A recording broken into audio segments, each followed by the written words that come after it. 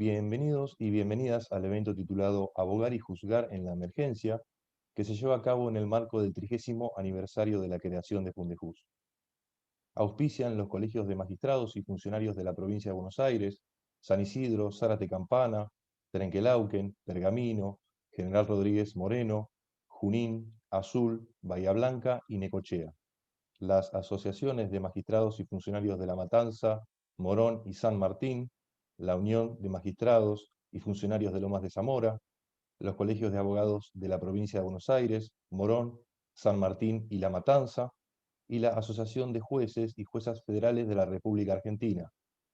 Se encuentran presentes por las instituciones mencionadas, por el Colegio de Abogados de Morón, el presidente Jorge Frega, por el Colegio de Abogados de San Martín, el presidente Marcos Vilaplana, quien también es integrante del Consejo de la Magistratura de la provincia de Buenos Aires, por el Colegio de Magistrados y Funcionarios de la provincia de Buenos Aires, el presidente Pablo Noel, por el Colegio de Magistrados y Funcionarios de Zárate Campana, el presidente Cristian Fabio, por el Colegio de Magistrados y Funcionarios de San Isidro, el presidente Ricardo Costa, en representación del Colegio de Magistrados y Funcionarios de Azul, Daniela Tiseira, en representación del Colegio de Magistrados y Funcionarios de Trenquelauquen, Thais Lehmann, en representación de la Unión de Magistrados y Funcionarios de Lomas de Zamora, Laura Tomadín, en representación del Colegio de Abogados de La Matanza, Mariano Olivera Lardone.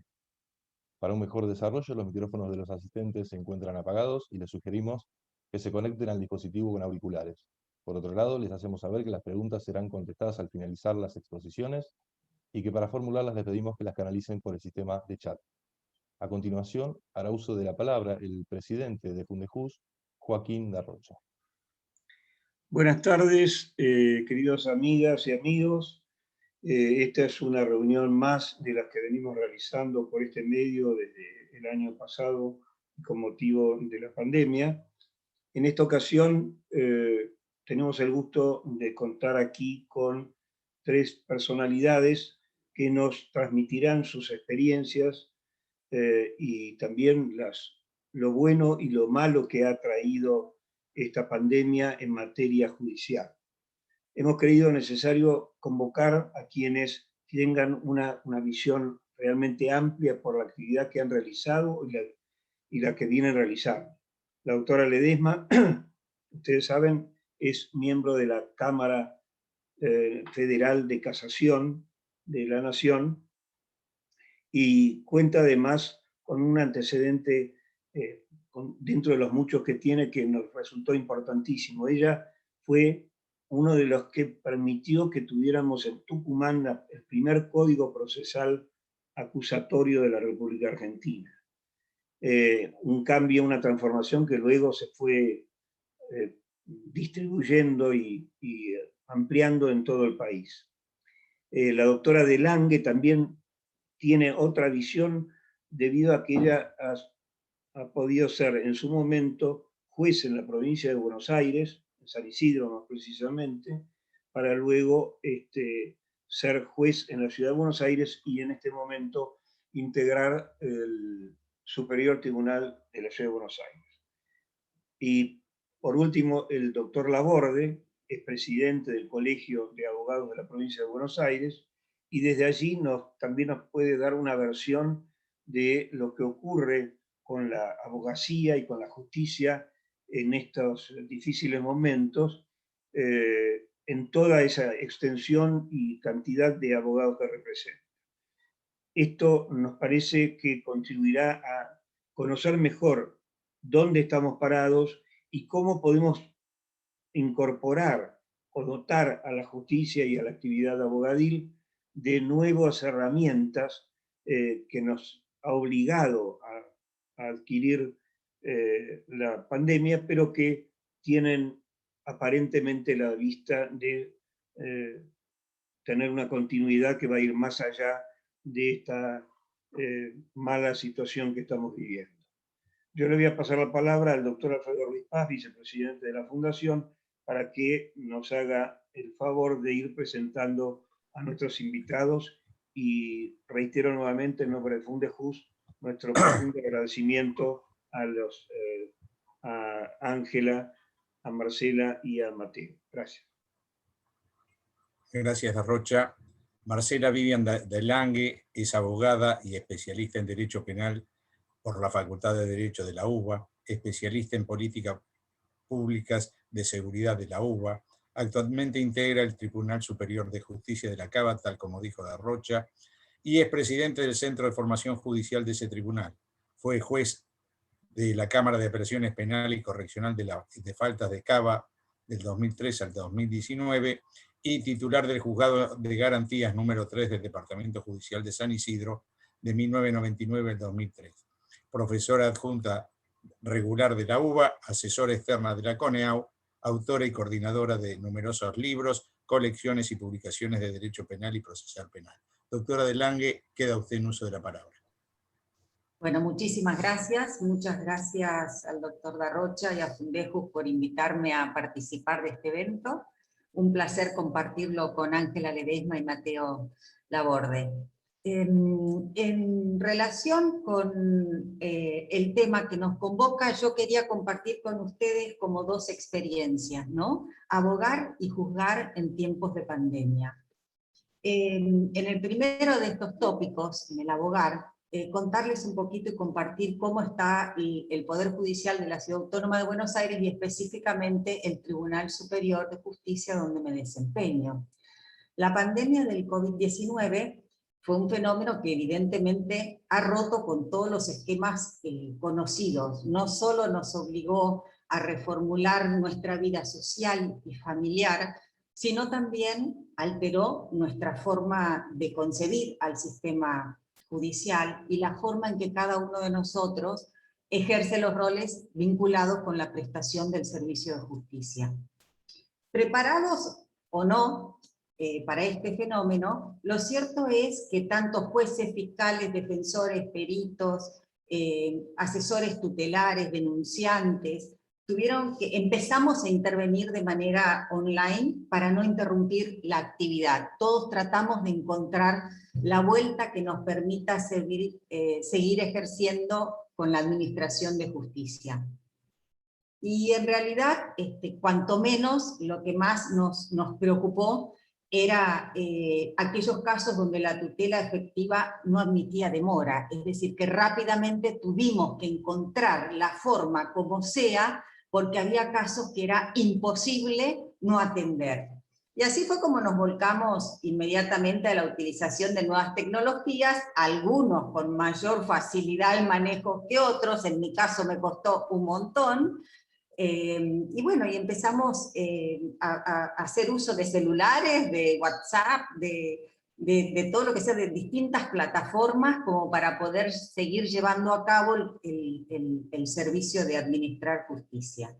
En realidad, yo quisiera contarles un poquitito que el Poder Judicial de la ciudad, y específicamente el Tribunal Superior, ya se venía preparando hace 2 décadas, tanto para la digitalización de los expedientes como para la informatización en el trámite de las causas. Ya desde el año 2000, nosotros contábamos con un sistema informático, pero que estaba exclusivamente orientado al trámite de los expedientes judiciales, a fin de reemplazar los libros de pase, los libros de recibos, y contar con un registro digital de los movimientos de los casos.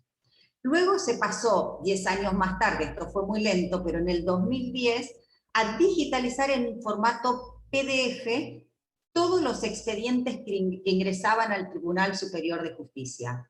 Entonces, inmediatamente de recibido el expediente papel, la mesa de entrada le daba ingreso y ya los escaneaba y subía al tribunal el expediente totalmente digitalizado. Y nosotros en el trámite, yo no lo integraba en ese entonces, ¿no? En el 2010, pero ya en el trámite de los expedientes se iban incorporando a ese expediente judicial todas las nuevas actuaciones, despachos, proveídos y pronunciamientos que se dictaran. Con esos antecedentes, finalmente nos encuentra el 2020 con un proceso de despapelización total, con expedientes que en el Tribunal Superior eran enteramente digitales y además incorporamos al 100% la firma digital, posibilitando el teletrabajo sin mayores sobresaltos.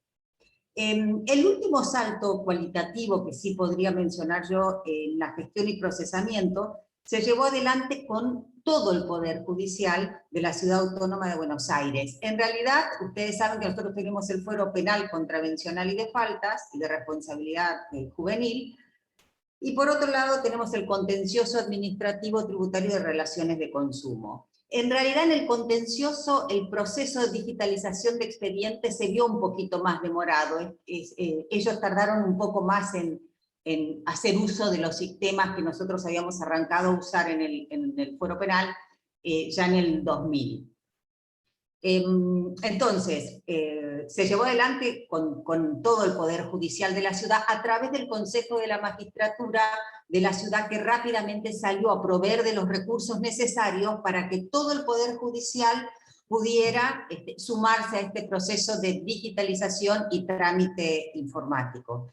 Y entonces se dictó un reglamento, y ya fue por el imperio reglamentario, absolutamente todas las causas pasaron a tramitar íntegramente de manera digital, y lo propio se hizo con los expedientes que seguían tramitando en papel, se escanearon y fueron subidos. A raíz de la cuarentena dispuesta por el Poder Ejecutivo Nacional en marzo del 2020, el tribunal, esto lo digo con mucho orgullo, ¿no? El tribunal pudo pasar en solo 3 días del 100% presencial al 100% remoto, sin que esto significara un desmedro en la normal continuidad del servicio de justicia. Y por supuesto que nosotros empezamos a reunirnos con las plataformas Webex, en nuestro caso, pero también Zoom, específicamente en el Tribunal Superior, con nuestras vocalías a los fines de analizar las causas, trámites, criterios, y con los colegas en los acuerdos y en la deliberación de las sentencias, para el pronunciamiento de las sentencias. Esto se llevó a cabo inmediatamente a través de estas plataformas. Muchos de nuestros empleados, que si bien tenían computadoras personales, optaron por llevarse las computadoras de sus oficinas y los sillones, porque pasaban muchas horas. Entonces hicieron como esa mudanza de trasladarse con sus computadoras para tener el servicio remoto, por supuesto, y además con sus sillones para no extrañar la oficina y estar en condiciones más cómodas, porque uno no suele tener los sillones estos cómodos en sus casas para trabajar varias horas frente a una computadora. Esto hoy, que en algún momento se habló de la vuelta a la presencialidad con turnos, o etcétera, o con alguna manera de rotación, se ve complicado. Es decir, nosotros no podríamos optar por volver a funcionar aunque sean turnos, porque todos y nosotros mismos tenemos las computadoras de las oficinas, quedaron en nuestras casas. Es decir, que sería muy difícil pensar en un sistema de turnos de trabajo por esto. Por otro lado, les quería contar que todas las audiencias que nosotros celebramos desde entonces, fundamentalmente el Tribunal Superior celebra audiencias en las ADI, que son las acciones declarativas de inconstitucionalidad, pero también tenemos otras administrativas como de sorteos sorteos para la integración del tribunal, que se realiza con los presidentes de las cámaras de apelaciones en caso de licencia o excusación de algún miembro del Superior Tribunal. Bueno, todo esto, todas estas audiencias se realizaron en formas virtuales, y concurría a la sala de audiencias del tribunal el juez de trámite más el secretario judicial. Esto para posibilitar que si alguna de las partes tenía algún problema o tenía predilección por presentarse de manera presencial, pudiera concurrir, y el resto desde los domicilios o los despachos. Pero el juez de trámite sí asumió el compromiso de estar en la sala de audiencia del tribunal con los protocolos necesarios para ello. La entrada en vigencia, así como progresiva y gradual, del sistema operativo que actualmente nosotros estamos utilizando en el tribunal, ya había comenzado muy tímidamente en el 2017, pero por supuesto que esto se aceleró, y en abril del año pasado nosotros creamos un comité de estandarización, por acordada, que se integra, mejor dicho, con los funcionarios de la DIC, que es la Dirección de Informática y Tecnología del Tribunal, más representantes de cada una de las vocalías, que tuvieran mayor manejo del sistema que se implementa. Y a partir de ahí ellos fueron con la empresa directamente proveedora del sistema, haciendo todos los ajustes necesarios para permitir una ágil tramitación y despacho y circulación de los expedientes digitales. Además, el sistema que nosotros tenemos es el eje, expediente judicial electrónico, y lo que se discutía ahí en ese comité de estandarización y luego se elevaba al acuerdo para su aprobación, eran aspectos procesales, operativos, prácticos, y de interoperabilidad entre el tribunal y el resto de las dependencias judiciales de la ciudad autónoma. Y así fue que terminamos aprobando un reglamento para el uso en los procesos judiciales e instamos a todos los abogados con causas en trámite a que se registraran en el portal del litigante para de esa forma constituir un domicilio procesal electrónico que nos fuera permitiendo el diálogo con las partes.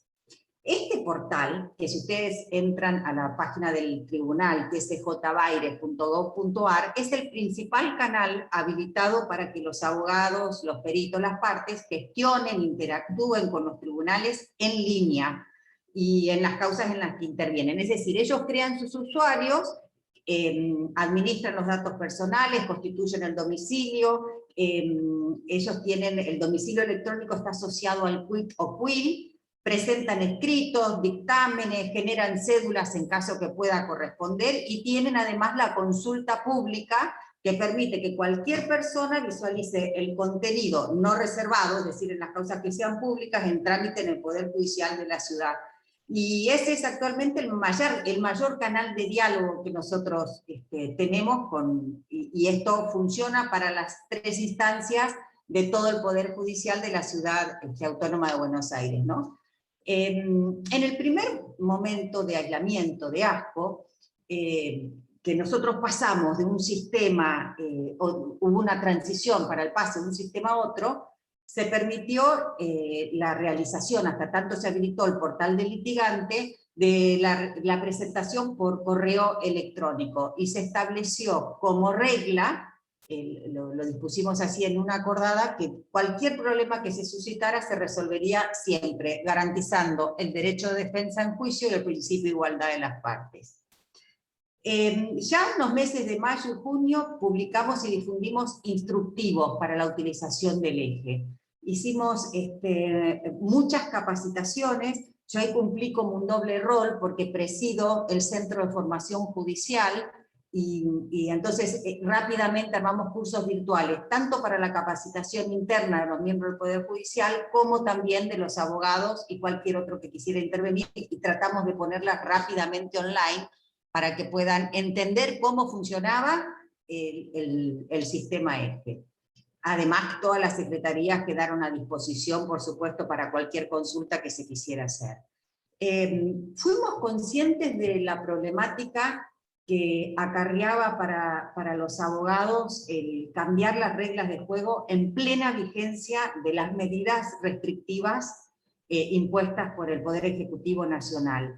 Entonces nosotros lo primero que hicimos fue suspender los plazos, y luego esa suspensión de plazos se fue prorrogando a medida que las restricciones para circulación y etcétera seguían manteniéndose.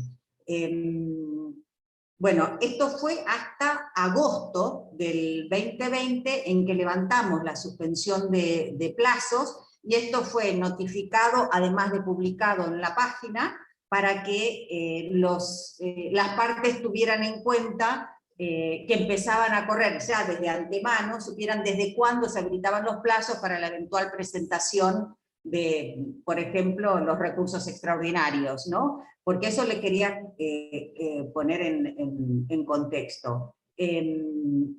Nosotros tomamos la decisión en un momento de todos los autos que habían estado en autos para el acuerdo, todas las causas que habían llegado a autos al acuerdo, decidimos pronunciarnos y dictar sentencia. pero no las notificamos, pero haciendo saber que el plazo estaba interrumpido para que ellos pudieran, para que las partes pudieran ir preparando con todas estas dificultades que se presentaban sus recursos extraordinarios eventualmente, con la autosuficiencia y la preparación, el cumplimiento de las formalidades que el artículo 14 de la ley 48 exige. Antes de la reanudación total de las actividades, nosotros ya habíamos, como les contaba, dispuesto la continuación del trámite de todas las causas, esto es, con o sin pedido expreso de habilitación. Sí tramitamos las que las partes nos pedían habilitación, y habíamos anunciado que dictaríamos estas sentencias. Todo lo íbamos tratando de ir comunicando constantemente la situación y adelantando las decisiones que el tribunal iba a decidir. En un momento de total incertidumbre, y ya les digo, como de imposibilidad de los abogados de conseguir, por ejemplo, las copias para poder escanear y subirlas para lograr la autosuficiencia de una queja ante la denegatoria de un recurso de inconstitucionalidad. Esto era, y de prepararlo, porque a lo mejor tenían las cosas en su estudio y no podía ir al estudio a buscar el material para hacerlo. Es decir, que fuimos conscientes de esa problemática y acompañamos y fuimos flexibilizando algunas cuestiones para no perjudicar el ejercicio de la profesión. La experiencia recogida durante este año, yo un poco para compartir con ustedes, la verdad es que el sistema que tuvimos forzosamente que implementar para poder seguir trabajando fue un proceso exitoso, porque además de permitirnos continuar con el trabajo remoto, sin el cual la actividad se hubiera paralizado, el nuevo sistema es amigable, garantiza la despapelización, posibilita cumplir con todas las funciones jurisdiccionales. En nuestro caso ha optimizado el trabajo, porque nosotros en el año 2020 dictamos más de 1.400 sentencias, lo cual supera muchísimo al 2019, que solo se dictaron 530, aunque ahí hay un dato de color, y es que el tribunal estuvo 4 meses sin integración total, sin poder dictar sentencias, porque 2 de los jueces habían renunciado, y yo formo parte de esta última integración en junio del 2019. Lo que tengo para decirles, se habrán dado cuenta, la experiencia desde con que más estamos desde una segunda o tercera instancia. La verdad es que a nosotros nos fue muy útil y tenemos muchas ventajas, le reconocemos mucha ventaja al sistema del teletrabajo. Ahora, no podemos desconocer que los juicios orales y que las audiencias, por ejemplo, de prisión preventiva, requieren de una presencialidad que puede afectar. Digo, esto es insustituible. No fue el caso del Tribunal Superior, ya les digo, porque nosotros las audiencias que tenemos son mínimas, son simplemente en la SADI y en estas otras cuestiones. Pero reconocemos que estábamos preparados para afrontar este desafío, que tuvimos muchísimo tiempo previo como para que nos sorprenda ya con las herramientas. Ya contábamos con las herramientas, lo que faltaba era utilizarlas al 100%. Y sin embargo, nosotros sabemos que la nueva normalidad, como usualmente se denomina, no va a volver a ser como la conocíamos, y que lo presencial a lo mejor tenemos que pensar que ya no sea la regla, sino que vayamos a un sistema tipo mixto, en el cual aprovechemos algunos beneficios que trajo aparejado forzosamente este fenómeno, y que han llegado para quedarse. Por ejemplo, el tema de la modernización en la gestión, la despapelización, la creatividad, el mejor aprovechamiento de las herramientas informáticas, eso va a seguir estando y vamos a seguir avanzando en el uso de estas herramientas, y creo que es fundamental. Pero, por supuesto, yo no pretendo negar o olvidar todo lo malo que trajo el trabajo, que trajo la pandemia, por supuesto, con tantos enfermos, con tantas muertes de tantos compatriotas y seres queridos, pero La verdad es que nosotros en este tiempo nos hemos adaptado a un escenario impensado y pudimos mejorar pese a ello nuestro desempeño. Y estos son motivos que nos invitan a continuar transitando esta senda para ir adaptándonos. Esto es un poquito lo que yo quería compartir con ustedes en función de cómo el tribunal y en alguna medida el Poder Judicial de la ciudad pudo afrontar para seguir brindando el servicio de justicia y tener en cuenta, por supuesto, cómo hacerlo sin dejar desprotegidos los derechos de las partes y sin imponerles formalidades o formalismos que eran imposibles de cumplir. En esto nos adaptamos. Desde el otro tópico, porque no sé cuánto tiempo me queda, pero yo quería compartir con ustedes ya algo más personal en lo que al ejercicio de mi función atañe, ¿no? Hubo un caso que a mí me hizo pensar muchísimo, y fue una demanda presentada por unos enfermeros de terapia intensiva que trabajan en el Hospital de Agudos de Rivadavia. Resulta que el gobierno de la ciudad sacó un decreto donde se reconocía un suplemento adicional para los profesionales de la salud que se desempeñen en áreas críticas, dice el decreto, en áreas de terapia intensiva.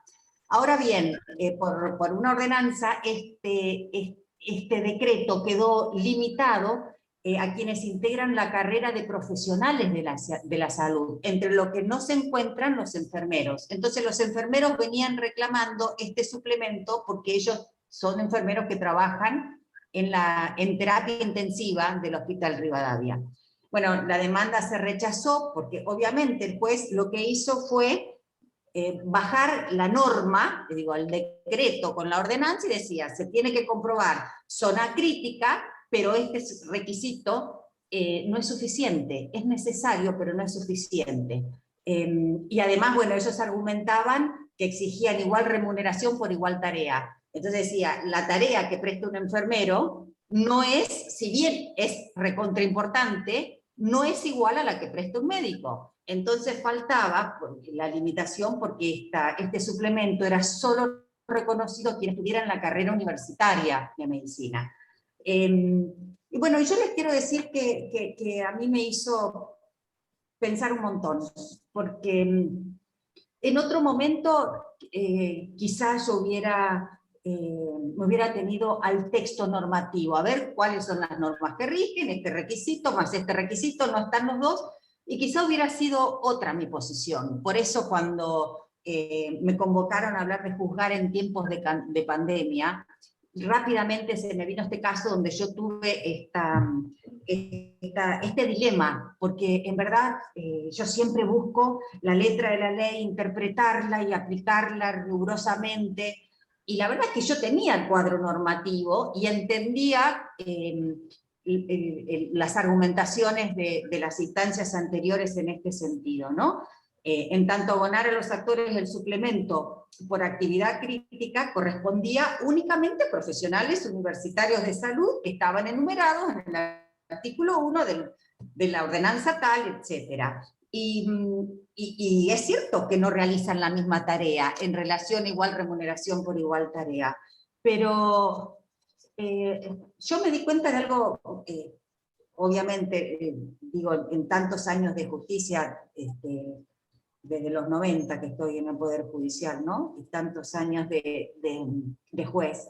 Yo siempre tuve algo en mente a la hora de fallar, y es que las sentencias de los tribunales judiciales deben hacerse cargo de las circunstancias existentes al momento en el que se emite un pronunciamiento.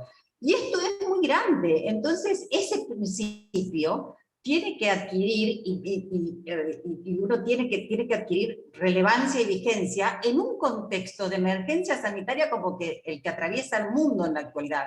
Y en efecto, más allá, que es lo que resolví en ese caso, ¿no?, de la discusión jurídica respecto a los motivos, a la finalidad que inspiraron el decreto, la ordenanza, lo cierto es que al día de la fecha no cabía ninguna duda en este contexto, no cabía ninguna duda respecto a que los servicios de terapia intensiva constituyen el área más crítica del sistema público de salud, y que esa criticidad involucra tanto a los médicos como a los enfermeros, que están expuestos a pacientes que sufren las manifestaciones más graves y mortales de la pandemia del COVID, y desconocer esta dolorosa situación y esta dolorosa realidad privaría a la solución normativa correcta que uno le pueda dar al caso de un andamiaje no solo en las circunstancias fácticas y dramáticas que atraviesa la sociedad, sino sobre todo en los más elementales principios de equidad, de solidaridad y de justicia. Así que así me afectó a mí en este caso en concreto, al igual que en otros, pero este fue muy evidente el juzgar en los tiempos de pandemia. Así que obviamente reconocí el suplemento para los enfermeros que se desempeñan en las terapias intensivas del hospital. Bueno, yo espero que les haya sido útil esto que comparto, y quedo a disposición para cualquier pregunta que quieran hacer. Muy bien, doctora de Lange. Las preguntas van a ser al finalizar las 3 disertaciones. Muchas Ahora gracias. va a disertar el doctor Mateo Laborde, que es abogado recibido en la Universidad Católica Argentina Santa María de los Buenos Aires. Cursó el programa individualizador de la Facultad de Derecho de la Universidad de Navarra y es graduado con el título de Magíster en Derecho de Empresa, emitido por la Facultad de Derecho de la Universidad Austral. A nivel colegiación, desde el 2014 es presidente del Colegio de Abogados del Departamento Judicial de Mercedes y desde junio del 2016 es presidente del Colegio de Abogados de la Provincia de Buenos Aires. Y también es conjuez de la Suprema Corte de Justicia de la Provincia de Buenos Aires. Doctor Laborde, queda en uso de la palabra. Muchas gracias. Bueno, muchas gracias. Un saludo para todos. Gracias, Joaquín. Muchas gracias a la Fundación por esta invitación. Es un placer para mí estar acá y también compartir este panel con la doctora Ledesma y la doctora de Lange. Muchas gracias. Gracias, Juan Manuel, por el contacto y la paciencia de ida y vuelta.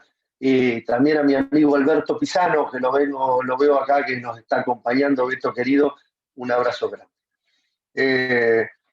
También están, seguramente de lo que vaya a decir, me van a acompañar los presidentes de los colegios de abogados de Morón y de San Martín, el doctor Frega y el doctor Vilaplana, que también están hoy acá con todos nosotros y también pueden dar un testimonio muy parecido al que seguramente voy a dar yo, porque hemos trabajado codo a codo durante el último año, mañana, tarde y noche, sábado, domingo y feriado, como decimos siempre.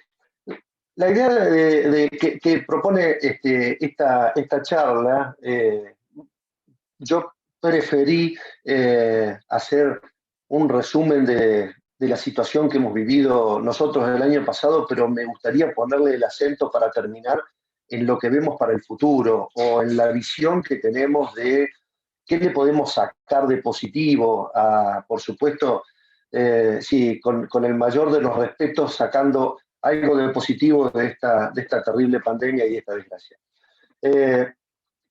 Nosotros nos encontramos el año pasado con una crisis absolutamente inimaginada, un colapso total, una situación que describiré brevemente, que las conocemos todos y seguramente todos los que nos están escuchando, pero es importante que descubramos qué es lo que nos pasó para empezar a ver o a pergeñar o intentar consensuar entre todos cuál es el camino hacia donde debemos ir.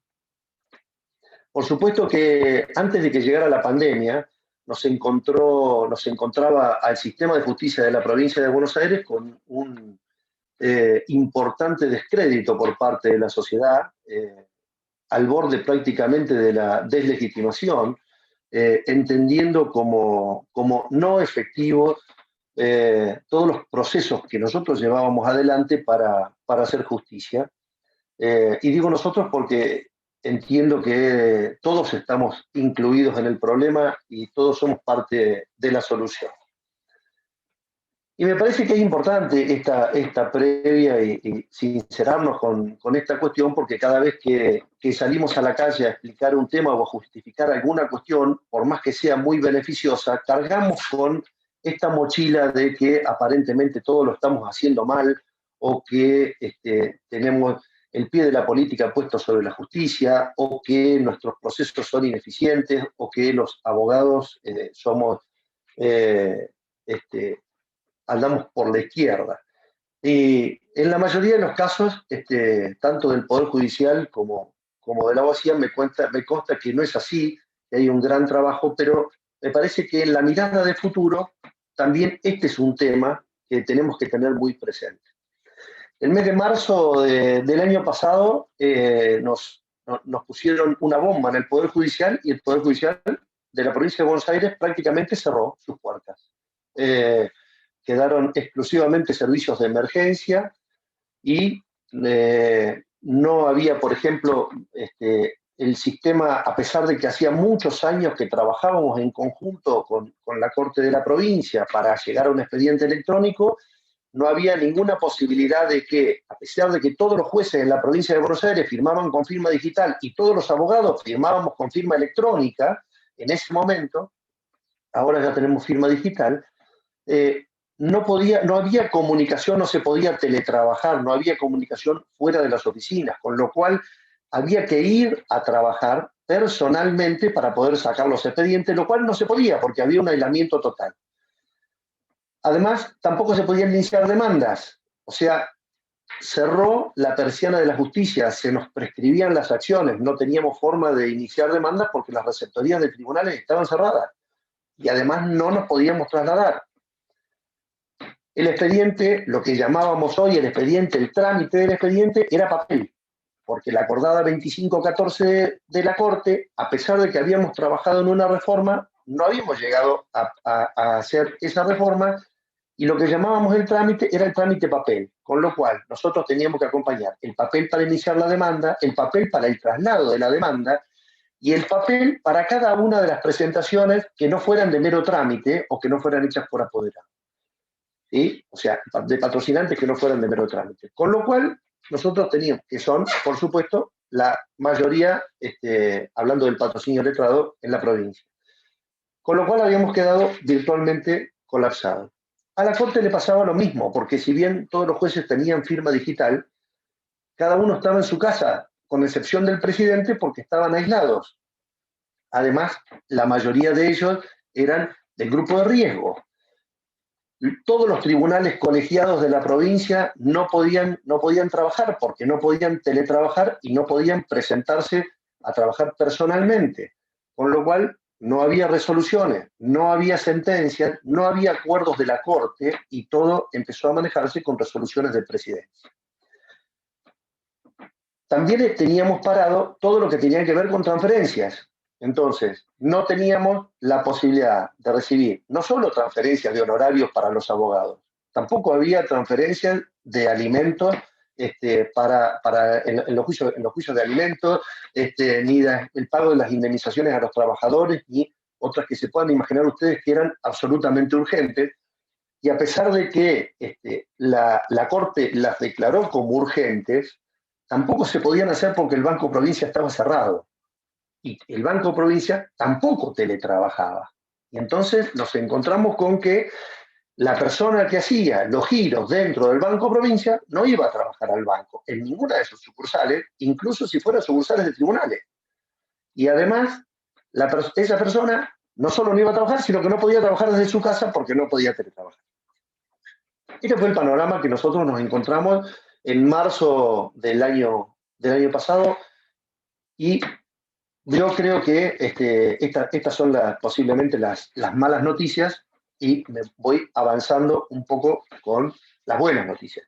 A partir de ahí, hasta el momento, posiblemente, y a nuestro entender, ya haya dado un avance absolutamente extraordinario en la justicia de la provincia de Buenos Aires, habiendo pasado desde ese momento al expediente totalmente digital, a que se haya un número muy importante del Poder Judicial que puede teletrabajar y trabaja desde su casa, y el resto lo hace presencialmente en la medida en que están habilitados para trabajar, que tenemos un registro de domicilios electrónicos para notificar la demanda, que muchas de las audiencias en la provincia se hacen en forma virtual y en forma electrónica, que las notificaciones se permiten hacer en muchos lugares a través de notificadores ad hoc, que está a punto de firmarse un convenio con el Correo Argentino, porque otro de los cuellos de botella muy importante que tuvimos fue el cierre de las oficinas de mandamiento de notificaciones, que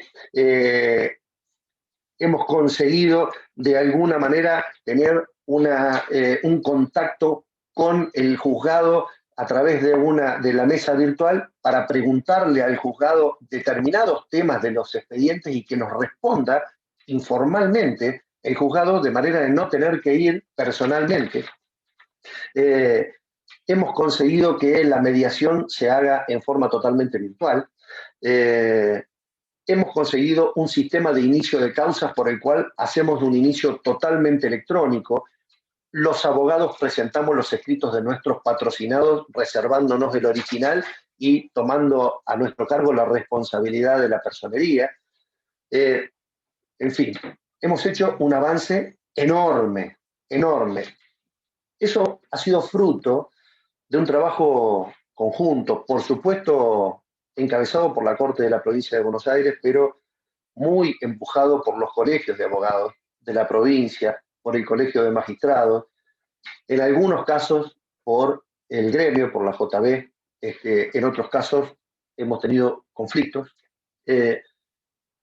pero de alguna manera terminamos demostrando que esta unión en la que en una mesa de crisis, en la que estábamos todos sentados limando uno por uno los problemas que nos surgían, nos ha hecho crecer enormemente en un año. Claramente no nos hubiera pasado si no hubiéramos tenido una pandemia. Nosotros estábamos preparados para llegar a un expediente digital, pero ni de casualidad hubiéramos llegado en un año. Ni de casualidad. Nosotros hemos avanzado en el ejercicio, en la forma de trabajar los abogados y también el Poder Judicial en la provincia de Buenos Aires, 10 años en uno. ¿Sí? Hacía muchos años que veníamos trabajando y hemos avanzado. De hecho, hemos logrado efectividad que se han sumado a otras acciones efectivas, como había sido, por ejemplo, el plan piloto de oralidad, que ya funciona en más del 60 y pico % de juzgados civiles y que ha posibilitado, por ejemplo, que los juicios de daño y perjuicio bajen de una duración promedio de 5 años a 1 año, gracias a la inmediación, a la intervención del juez y a la administración del proceso entre las partes y el juez para llegar a un final más rápido. Me parece que esta línea de trabajo es la que nos lleva a nosotros, y lo hemos hecho, lo hemos registrado, lo hemos escrito, lo hemos manifestado públicamente, y así se lo hemos hecho saber a la Corte y a todos los demás compañeros del sistema de justicia, por supuesto al Ministerio de Justicia, que también ha participado de esta transformación. Entendemos que hoy hay un nuevo paradigma y hemos descubierto que hay una situación que ha ocurrido, que es que de alguna manera se han derribado todas las resistencias que existían para el cambio innovativo. Se han acostumbrado, todos nos hemos acostumbrado a la idea del cambio, y al contrario, lo que estamos haciendo hoy es reclamándola. Y entonces ponemos el ojo y ponemos el acento en lo que creemos que es posiblemente el escollo más grande que tenemos que superar, que es la creación de una mentalidad de mejora permanente, de una idea de una organización en el sentido estricto de la palabra. Entendemos que el Poder Judicial de la provincia de Buenos Aires hoy está atomizado desde aquella decisión de la Corte de que la independencia de los jueces abarca la organización de su propio órgano. Nosotros tenemos un criterio por cada órgano en la provincia de Buenos Aires y realmente abogar en ese estado ya antes de la pandemia era muy difícil. Hoy, después de la pandemia, es mucho más complicado. Porque además lo que nos ha traído la pandemia nos ha mostrado claramente y ha expuesto todas estas cuestiones que antes eran un problema y que ahora las tenemos a la vista. Todo este sistema que entendemos está desmembrado, entendemos que merece una organización que tenga lo que tienen todas las organizaciones exitosas en este momento, que son objetivos claros, determinados, particulares, generales, medibles, públicos, transparentes, un objetivo que nos incluya a todos los miembros de la justicia, tanto los abogados como al Poder Judicial, al gremio, a los jueces y al Ministerio de Justicia. Todos incluidos en un objetivo claro que le podamos contar a la sociedad hacia dónde vamos, cuáles son nuestros ideales, cómo vamos progresando año a año, si lo conseguimos o no lo conseguimos. Este sistema tiene que administrar los recursos y entendemos que la Corte de la Provincia de Buenos Aires tiene que encabezar esta organización. La Corte de la Provincia no puede ser prescindente en estos temas. Y tiene que encabezar la organización y darle los recursos necesarios a cada uno de los jueces, sobre todo de primera instancia, sobre todo los jueces de paz, que hoy se sienten aislados, intentando hacer lo que pueden para hacer justicia, que les resulta muy difícil comunicarse con la organización en general y que además cada uno toma las herramientas que puede para solucionarlo. En la provincia de Buenos Aires existe un control de gestión ex post y eso nos perjudica tremendamente porque en lugar de ir a preguntarle a un juez qué le pasa o qué necesita, porque vemos que va disminuyendo su rendimiento o el de su órgano o tiene algún problema con su personal, en lugar de ir a preguntárselo antes, le vamos a preguntar qué le pasó un año después, y eso realmente no tiene ningún sentido en una organización como la actual. Todas las decisiones que tienen que ver con posibilidades de mejora del sistema y estas detecciones están relacionadas con una organización que se gestiona a partir de la estadística, a partir de la evidencia, a partir de hechos en los cuales estamos encima. No es posible que el personal no pueda compartirse entre un órgano y otro, no es posible que no se pueda cubrir una vacante o cubrir una deficiencia en determinado lugar cuando hay un inconveniente porque parece que están atomizados en determinados lugares. Así ocurre con muchos recursos. Y a pesar de que esto va progresando, sin ninguna duda es muy lento. Pero hoy creemos y estamos absolutamente convencidos que la demanda y la exigencia también se ha elevado. Y entonces la gente lo que quiere es efectividad. La gente, nuestros clientes no pueden esperar 5 o 10 años por un pleito. No pueden ocurrir determinadas situaciones. Estamos en claro que todo este progreso es lento, es paulatino y que todos tenemos que estar incluidos y entonces lleva determinada velocidad. No tenemos que ir al ritmo de los que son más innovadores y van más rápido y tampoco con los últimos. En este momento hay un caso paradigmático. Por ejemplo, en la provincia de Buenos Aires sigue existiendo el testimonio, ¿sí? Lo cual no sirve para nada, porque todos los jueces firman con firma digital. Entonces, ¿para qué van a hacer testimonio de una resolución que han firmado con firma digital? ¿Por qué no desaparece? Y está claro que tiene que mantenerse un tiempo más, porque hay muchas oficinas a donde se diligencian esas sentencias que todavía requieren el testimonio. Entonces, por eso creemos que la innovación tiene que ir paulatinamente y que de alguna manera tiene que incluir a todo el mundo.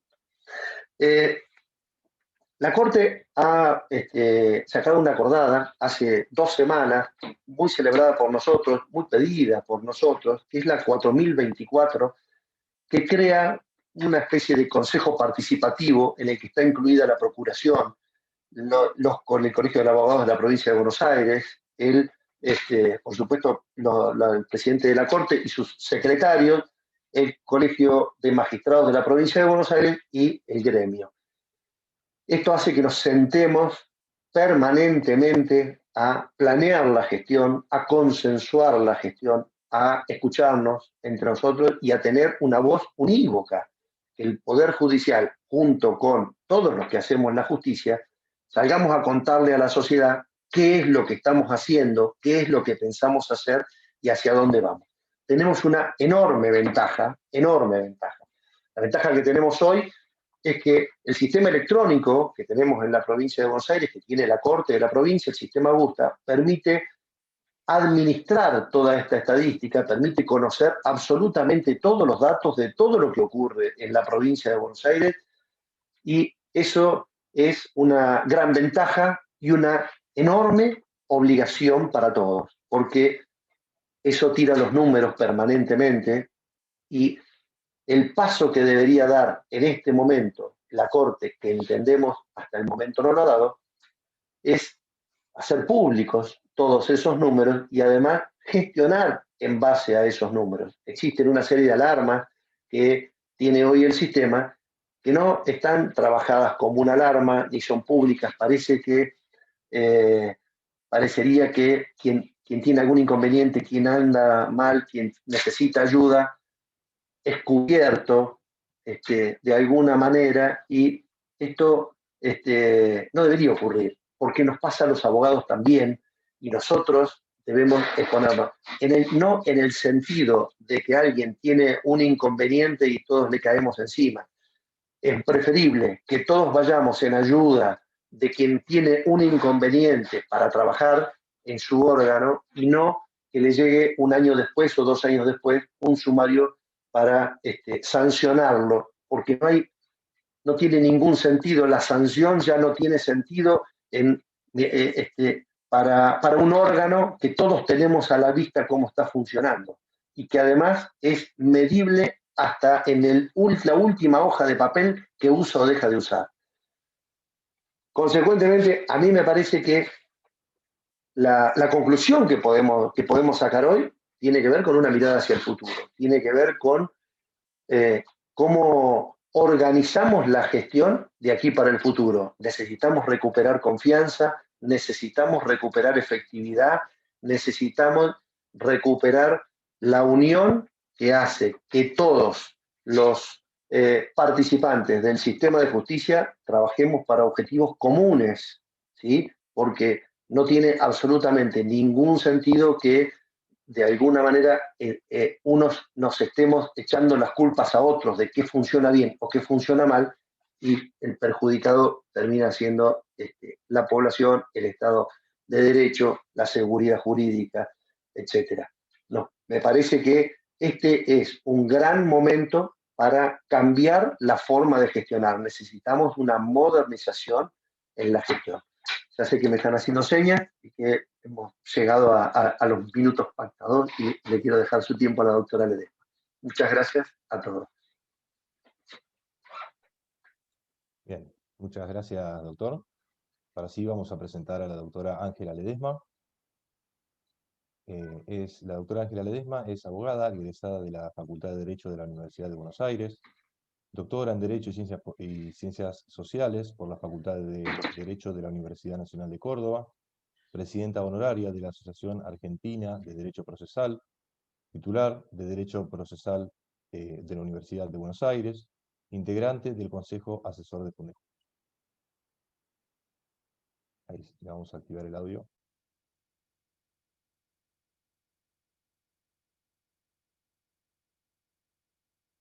Doctora, no se la escucha, ¿eh?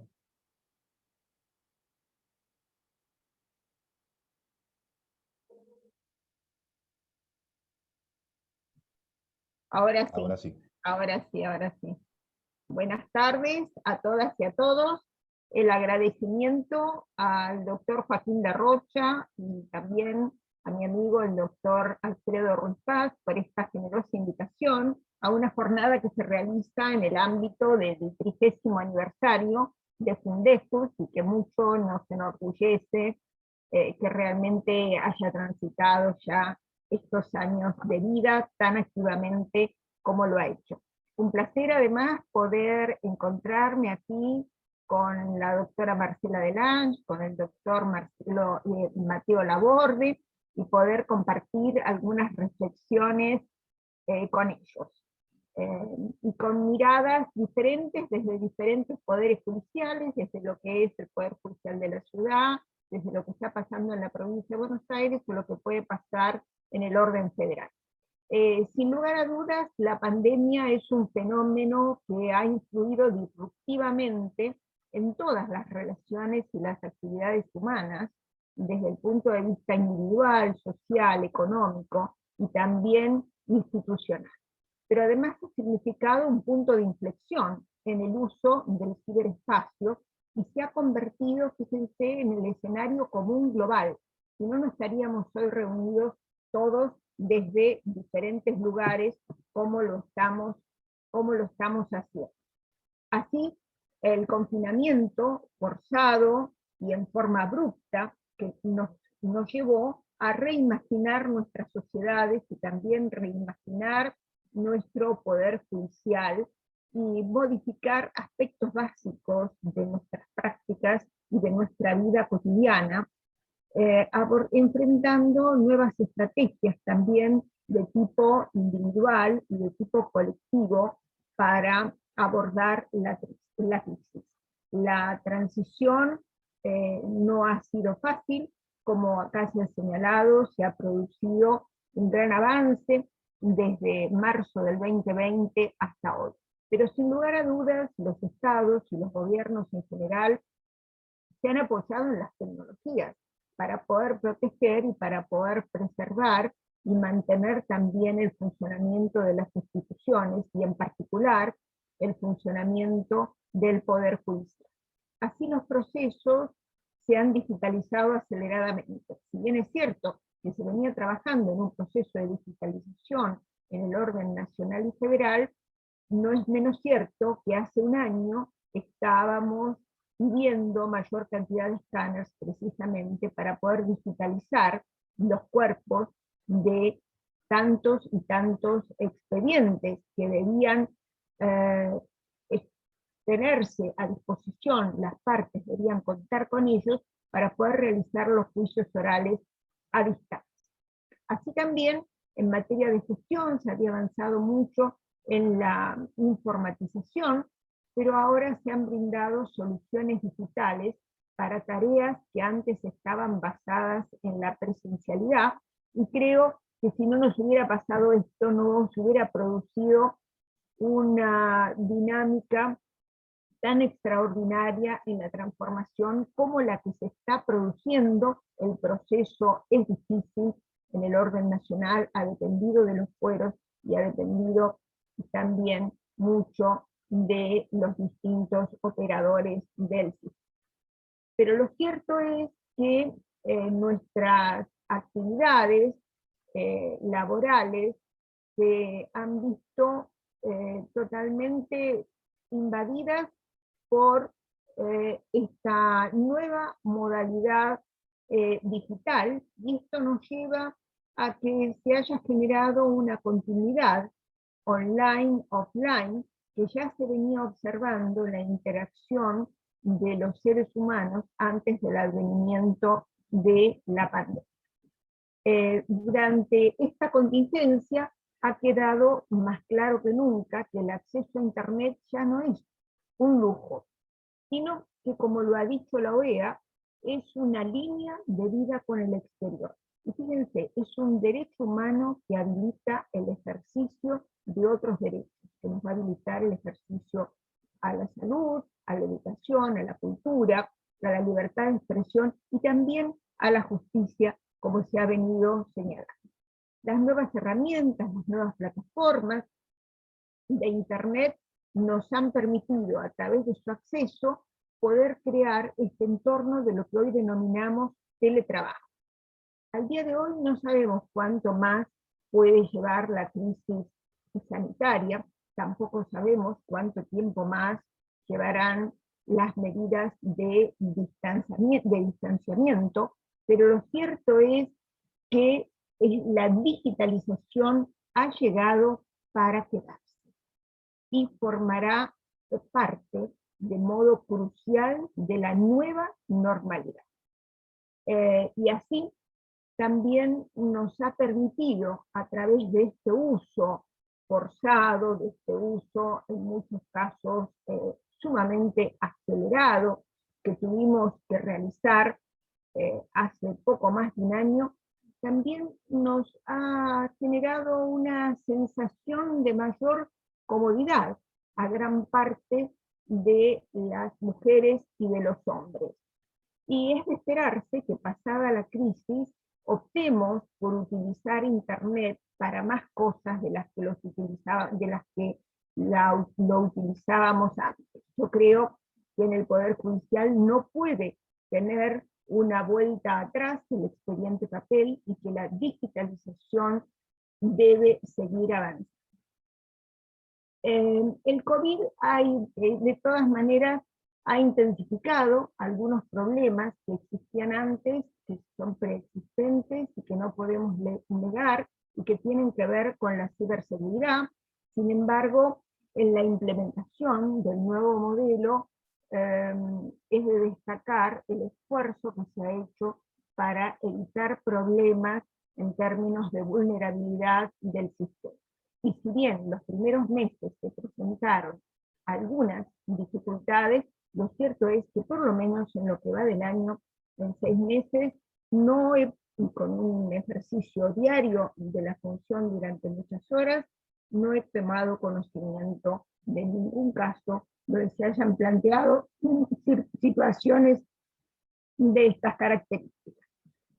Pero en lo que a nosotros nos interesa es la mirada de qué es lo que pasa con los estrados judiciales, porque hay propiamente una migración de estrados judiciales, de estrados tribunalicios a estrados cibernéticos. Hoy ya no hablamos de salas de audiencia en el sentido tradicional, tampoco estamos hablando de Palacio de Justicia, sino que hablamos del juicio digital, y hablamos también, como dice el profesor Alberto Bonino, del juicio plataforma. Bueno, ¿y qué es lo que significa el ciberjuicio? ¿O qué es lo que debemos entender por ciberjuicio?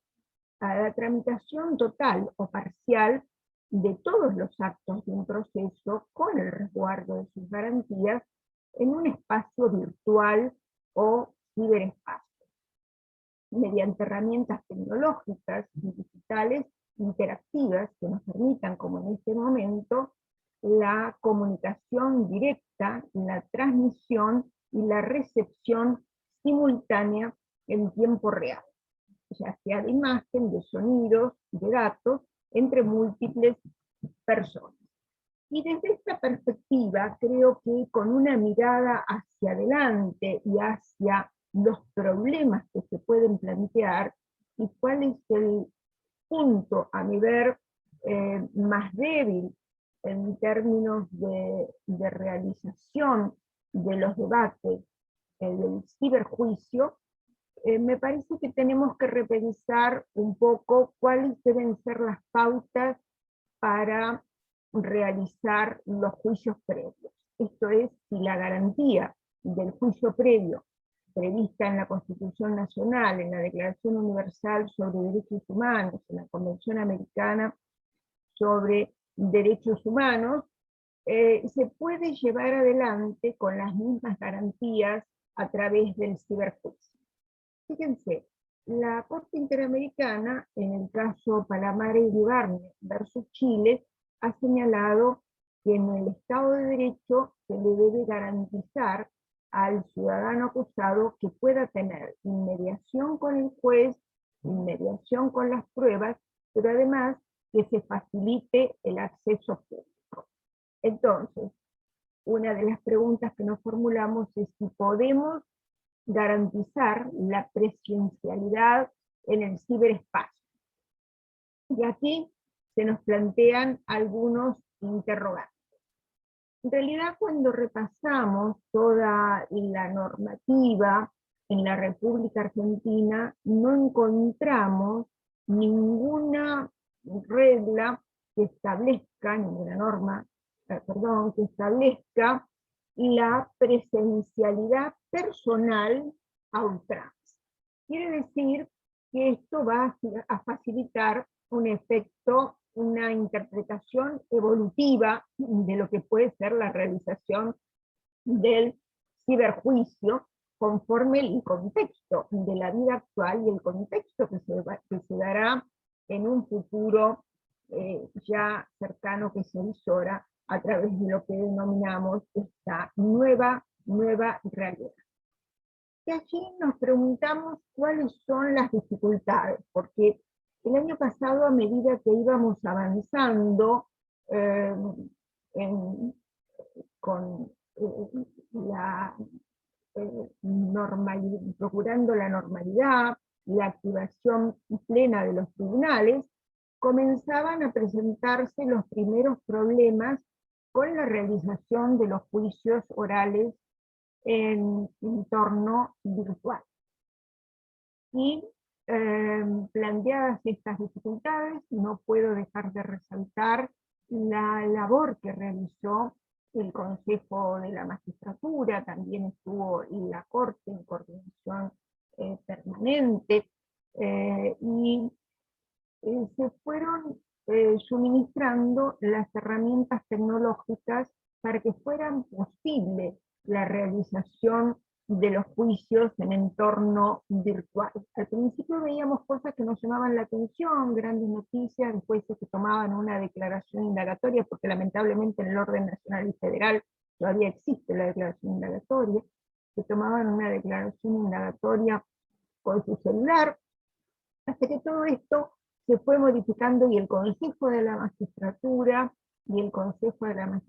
dotó a los tribunales de las herramientas necesarias para que se puedan realizar las audiencias vía plataforma Zoom. Pero lo cierto es que todavía existen dificultades que no podemos negar. Estábamos hablando de este acceso a Internet como un derecho humano, pero no todas las partes, incluso lo vivimos con relación a los privados de libertad, las dificultades para que estén conectados, o las dificultades para poder controlar el ámbito en el que están conectados.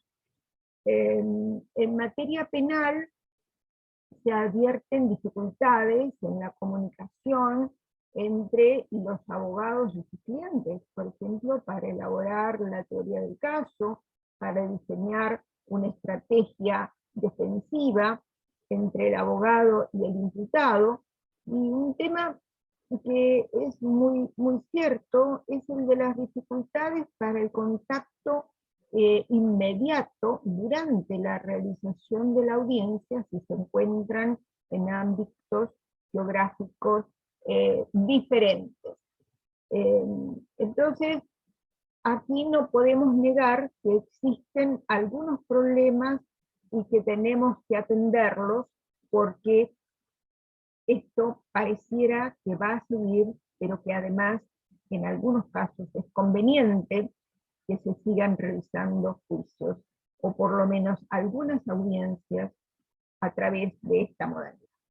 Y la gran pregunta es si la modalidad interactiva, generando un espacio común virtual, respeta suficientemente los caracteres clásicos de oralidad, de inmersión, de publicidad, de contradicción. Y si las eventuales inconsistencias que pudieran generarse son constitucionalmente tolerables. La cuestión a resolver no pasa por la constitucionalidad de estos principios, sino por preguntarnos si la presencialidad física en la sala de audiencias podría ser legítimamente equiparada a la presencialidad en el ciberespacio a través de medios digitales. Y acá, sin lugar a dudas, se hace necesario adecuar las normas vigentes para que los actos procesales respectivos sean cumplidos de modo no presencial a través de un uso correcto de las tecnologías. Lo cierto es que hasta ahora se viene realizando, en el orden nacional, se vienen realizando juicios en entorno virtual o semipresenciales sin que existan reglamentaciones al respecto. Sí existe una reglamentación al respecto, salvo nuestra acordada número 10 a la que voy a hacer. El otro problema en el proceso penal pasa por la defensa útil y la garantía que debe asegurársele al imputado con relación a la prueba de cargo, donde él, siguiendo palabras de Mayer, tiene facultades exploratorias y facultades críticas, donde hay que garantizarle la posibilidad efectiva de interactuar con los elementos y con los medios de prueba, no solamente pasar una revista o una observación, sino que tiene que poder desafiar al testigo o a quien declare en su contra, tiene que poder cuestionarlo, poder cuestionar todo aquello que signifique una manifestación en su contra. Y allí pareciera que es donde surgen algunas debilidades en términos de ciberinmediación, porque en realidad nos preguntamos si producir esta actividad pantalla a pantalla es igual que hacerlo cara a cara. Sobre todo cuando la oralidad lo que procura es la fecundidad convictiva. Y precisamente de esa confrontación lo que se espera es generar una impresión en el juez en orden a la sinceridad o insinceridad de un testigo, consistencia o inconsistencia de una prueba de carácter personal. Uno de los procesalistas que se ha dedicado más a estudiar este tema durante el último año y que ha hecho varias publicaciones al respecto, incluso un pequeño libro, es el profesor Caserata Noves. Y él nos propone hacer una regulación. Él cree que tendría que haber una ley. En realidad, los poderes judiciales se han ocupado en muchas provincias de esto.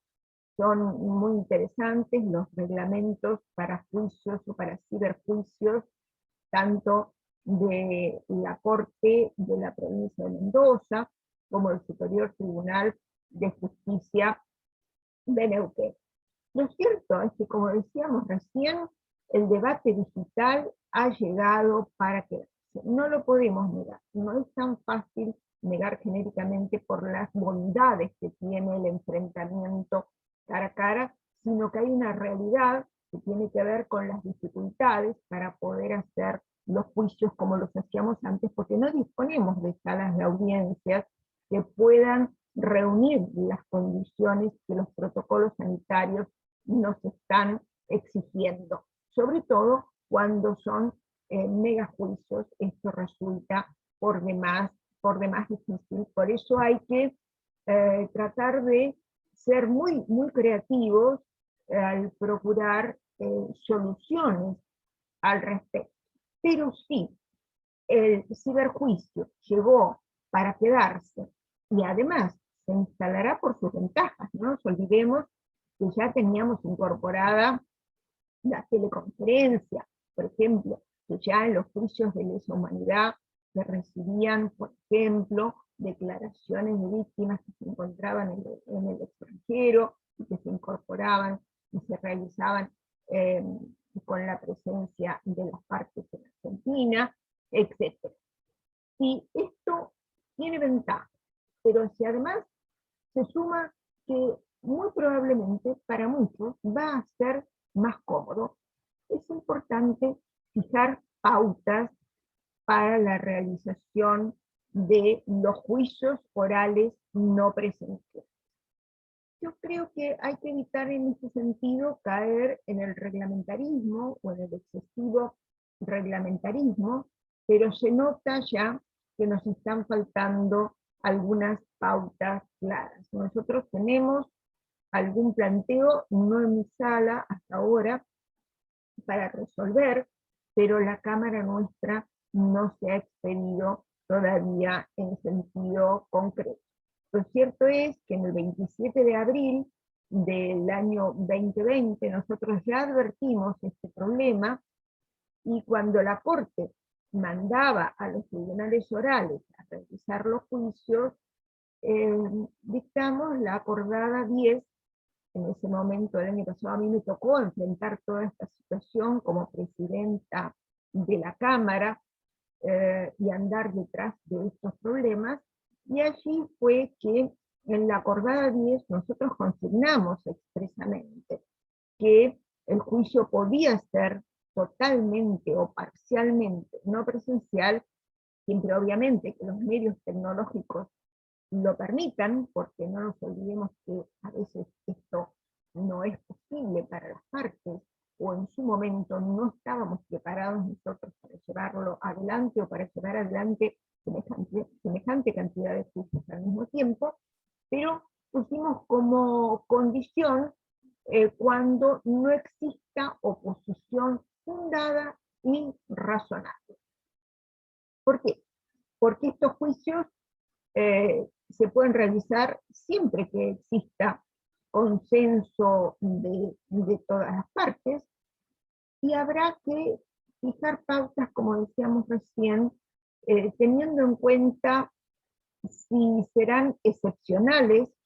Obviamente en esa excepcionalidad tendrá que entrar la pandemia, no podemos eludirla porque es la que nos ha enfrentado con esta situación. Debemos tener en cuenta los casos, que se trate de o no de casos especiales que requieran la presencialidad. Tendremos que valorar la gravedad de los hechos y también la existencia de teorías contradictorias. El profesor Cafera Canores nos dice, podríamos evitar todas estas exigencias y aún sin consentimiento realizar juicios en entorno virtual, pero solamente en casos de menor trascendencia o de poca gravedad, es decir, excepcionalmente para determinadas cuestiones. Accedí a través de un matutino esta semana a una información de la ciudad, justamente, en un caso de hostigamiento o intimidación, donde se expidió por mayoría la Sala 1 de la Cámara de Apelaciones en lo Penal de la ciudad. Allí el abogado lo que estaba planteando es que se había realizado el juicio sin que se le haya dado el tiempo suficiente para adecuar la defensa a la nueva modalidad. La Cámara, por mayoría, le dio la razón. Él había argumentado con lógica que si los ciudadanos podían ir al cine, si podían ir al supermercado, ¿por qué no podían acceder en forma presencial al juicio? Al examen presencial de los testigos, a la contradicción de la contraparte mirándola a los ojos, un poco lo que estábamos diciendo recién, la visualización del lenguaje respecto a la señalización de contradicciones, etc. La mayoría de la Sala 1 de la Cámara afirmó, le dio la razón, porque afirmó que se había vulnerado los derechos y garantías constitucionales del debido proceso del imputado, y que el imputado no había, la defensa del imputado no había tenido antelación suficiente, ni siquiera para considerar para poder preparar la defensa, y que el tribunal no había considerado su oposición. Yo no sé si se trataba o no de un caso grave, si había teorías contrapuestas que fueran necesarias desarrollarlas en forma oral, pero lo que parece interesante es advertir que el problema está presente. Y siguiendo un poco también la idea planteada por el doctor Laborde, y es trabajar hacia adelante, creo que no debemos perder de vista esta cuestión, y ya sea a través de normas o a través de reglamentaciones o de la fijación de pautas mediante acordadas, creo que debieran solucionarse esta cuestión hacia adelante para evitar las nulidades que pudieran venir en los sucesivos. A nosotros nos preocupan sobremanera determinados juicios, megacausas que están en trámite, por eso fue que introdujimos esa afirmación en la acordada número 10. Este me parece uno de los temas importantes mirando el juicio previo. Obviamente coincido en la necesidad de seguir trabajando en gestión. Nosotros también, podría yo hacer un raconto, pero no lo voy a hacer. Nosotros también, siguiendo las acordadas de la Corte, hemos tenido una transición muy dura. Hoy podemos trabajar en el tribunal que se integró en forma regular, y ya desde mediados del año pasado estaban superando la cantidad de registros de decisiones a lo que se había producido, se habían podido hacer el año anterior.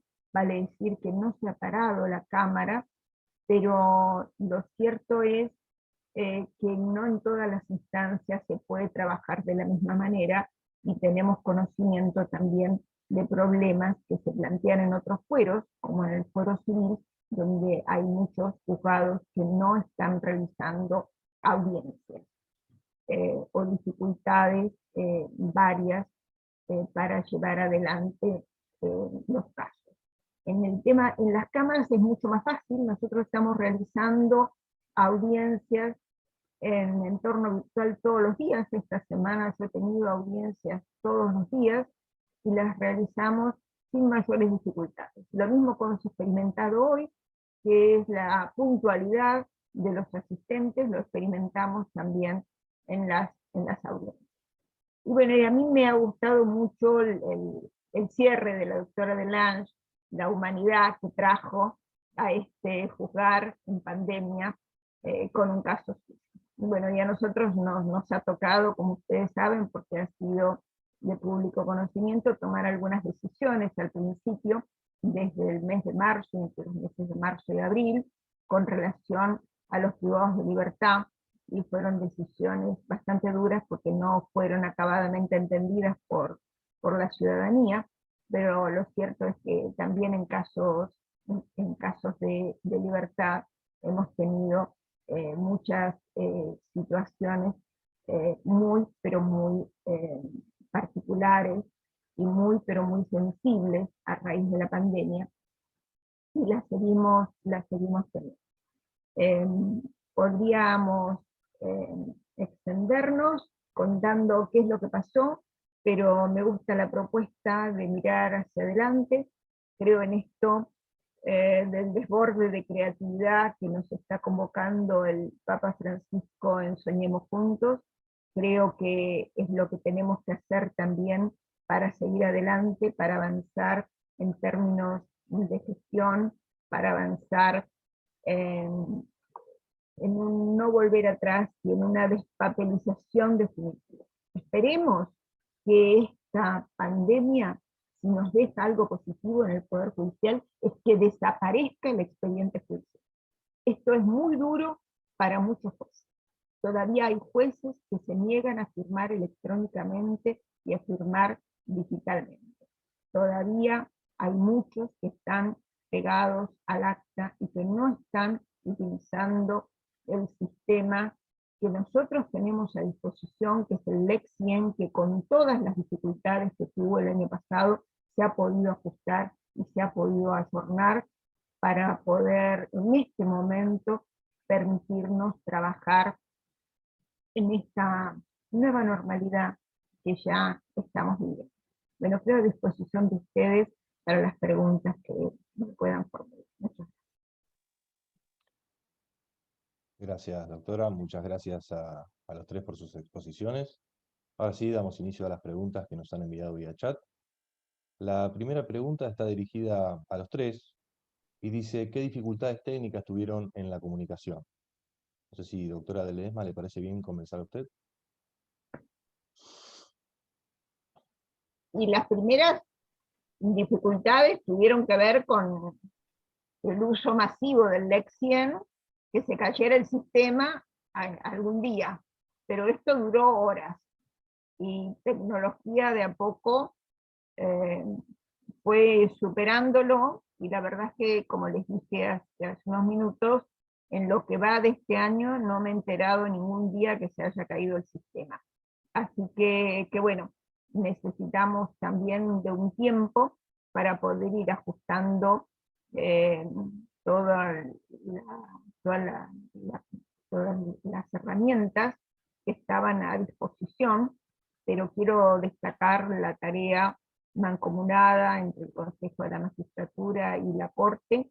Hemos seguido este proceso de cerca el año pasado, y en este momento la verdad es que no tenemos problemas para fijar una audiencia, para que nos den el espacio necesario para esa audiencia, ni estamos teniendo problemas, por lo menos en lo que hace a mi cámara con el manejo del léxico. Muchas gracias. En el caso del Tribunal Superior y del Poder Judicial de la Ciudad, tampoco hemos tenido problemas técnicos de caída de sistema o de no poder realizarse audiencias, salvo casos muy puntuales, y tuvo que ver más con el mal recurso técnico que podría haber tenido alguna de las partes, o las dificultades para contactarse. Pero si yo tengo que señalar algo que nos costó a todos, es decir, tanto a los integrantes del Poder Judicial como a las partes, fue la capacitación en la utilización del sistema. Entonces, esto quizá, pero esto es nada más que práctica, ya sabemos todos que el uso fue resolviendo inmediatamente estas deficiencias en la capacitación que cada uno de nosotros pudo afrontar. A mí me costó la utilización del eje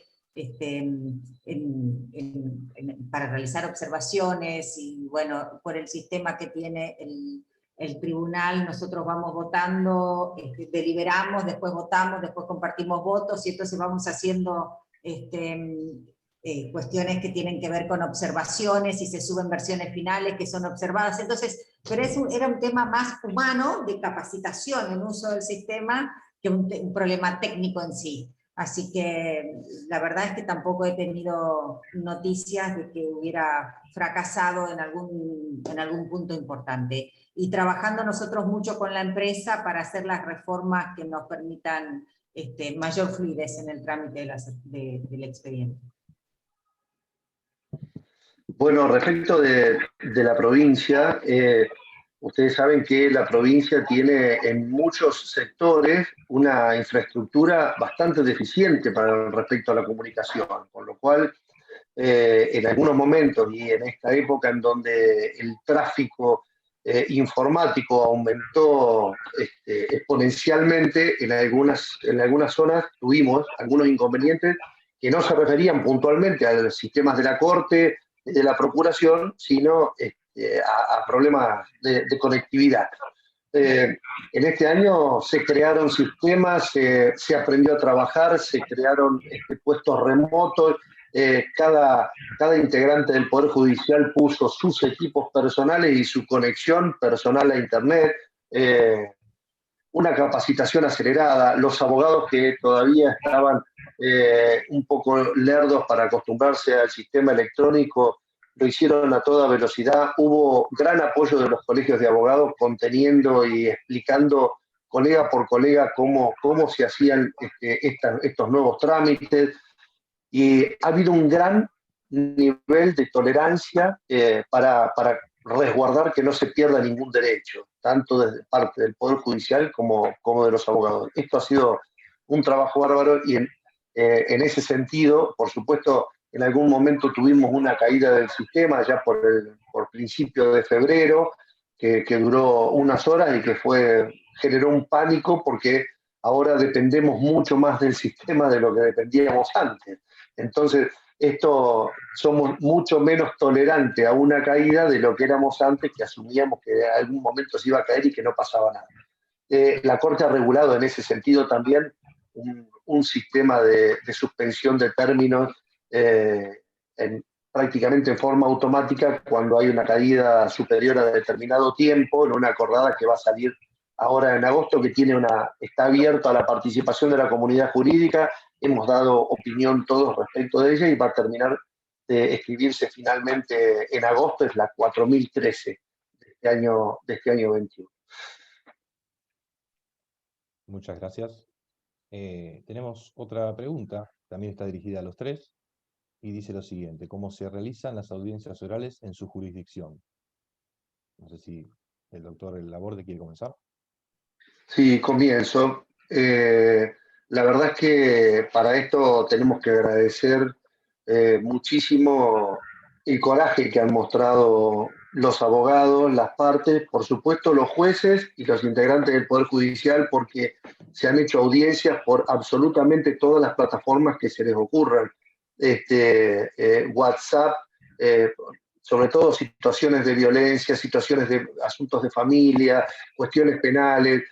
La verdad es que se han hecho audiencias y hoy se hacen audiencias electrónicas en todos los órganos de la provincia de Buenos Aires, y las excepciones están dadas, bueno, como decía la doctora Ledesma en algún momento, y la doctora Delangue lo mencionó también, por los juicios por jurado, alguna audiencia de vista de causa laboral que tiene un número de partes muy, muy grande y que no se puede llevar adelante, algún juzgado que todavía le cuesta entrar al sistema electrónico, algún abogado que se opone, alguno que se opone utilizando como herramienta de defensa la prolongación del proceso, cosa que condenamos permanentemente, otros que se oponen genuinamente, creyendo que se deterioran los derechos de su cliente, y todo esto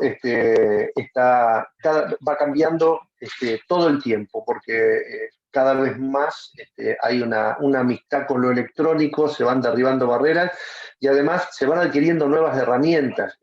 La Corte está en camino de poner el reconocimiento facial en funcionamiento, ya ha firmado un convenio con el RENAPER, y esto es una gran noticia porque le da una seguridad a los órganos judiciales, a los magistrados, sobre todo a la hora de la identificación. Pero en general funciona muy bien esto, con las barreras normales del paso del tiempo y de que uno se vaya ahorrando.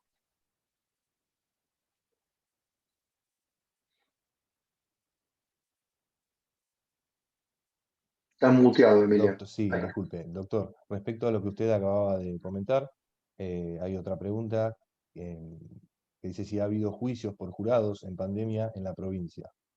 No, no ha habido juicios por jurado en pandemia. Bien. Al menos que yo conozca, al menos que yo sepa, no ha habido. ¿Puedo agregar algo, Sí, Emiliano? doctora. Sí, por favor. No, yo quiero agregar lo importante que es contar con una oficina judicial para poder suministrar toda la infraestructura necesaria para la realización de los juicios. Una oficina judicial que se ocupe de garantizar este entorno virtual, las comunicaciones, de verificar la forma de conectividad de cada una de las partes para asegurar el éxito de la audiencia. Esto me parece que la oficina judicial es la niña bonita en la nueva gestión, y la existencia de estas oficinas no la podemos negar y debemos tratar de multiplicarla. En el caso del tribunal, yo les conté que nosotros hacemos las audiencias virtuales, pero en general el juez de trámite concurre presencialmente a la sala de audiencias con el secretario judicial y desarrolla la audiencia desde ahí. El resto de los participantes, los que quieren, se unen virtualmente, y el resto de los jueces lo hacemos también virtualmente. Yo tengo conocimiento en la justicia de la ciudad, yo les diría que el 85% de las audiencias en primera instancia son virtuales, pero también hay algunas que por determinadas características se habilitan protocolos mediantes para ser presenciales. Pero si uno mira la agenda de audiencias, que también está en la consulta en el portal de litigante, ustedes tienen también ahí el tema de las audiencias, van a ver que están subidas las audiencias que se realizan y la mayoría son virtuales. Muchas gracias, doctora. Tenemos otra pregunta que también está dirigida a los tres y dice, ¿conocen qué ocurre con el funcionamiento de los tribunales en pandemia en otros países? Es decir, la doctora Ledesma, la doctora Delange, ¿quieren contestar? Bueno, hasta donde yo sé, están haciendo lo mismo que nosotros. Están haciendo el ciberjuicio y el juicio en espacio virtual. Sí, Esto lo relevamos al principio del año pasado. Antes de comenzar nosotros estuvimos viendo qué era lo que pasaba en otros países que tienen fuerte apego a la oralidad. Perdón, Marcela. No, justamente ayer yo participé de un encuentro donde estuvieron dos españoles y compartíamos experiencias en cuanto a esto, ¿no? Que están trabajando en su mayoría de manera virtual, que la celebración de las audiencias se hace virtualmente, pero ellos ya lo venían haciendo no por necesidad, sino por una decisión de llevar a cabo las audiencias y la digitalización de los expedientes de antemano, ¿no? Entonces los encontró preparados, pero ellos compartían esta experiencia y están funcionando como nosotros. Bien, muchas gracias. Por el momento hemos perdido conexión con el doctor Laborde. Vamos a ver si podemos conectarnos en breve. Les transmito la siguiente pregunta. Mientras tanto, dice, ¿cómo piensan que deberá modificarse a futuro la infraestructura del Poder Judicial para ayornarse a las nuevas necesidades procesales? A ver, el tema es, estamos hablando de nuevas necesidades procesales. Yo creo que el principal problema es tecnológico. Que si tenemos buenas herramientas tecnológicas y adecuada capacitación, algo a lo que se ha referido la doctora Delange también, y que en el caso nuestro la capacitación estuvo a cargo del Consejo de la Magistratura, yo creo que con adecuada capacitación y buena tecnología podemos seguir adelante y hacer desaparecer el expediente soporte papel en el futuro. Esperemos que no se vuelvan a imprimir las actuaciones que se están realizando ahora en el ciberespacio. Creo que esos son dos de los elementos, y como decía antes, necesitamos de oficinas judiciales porque tenemos que separar la gestión de la función jurisdiccional.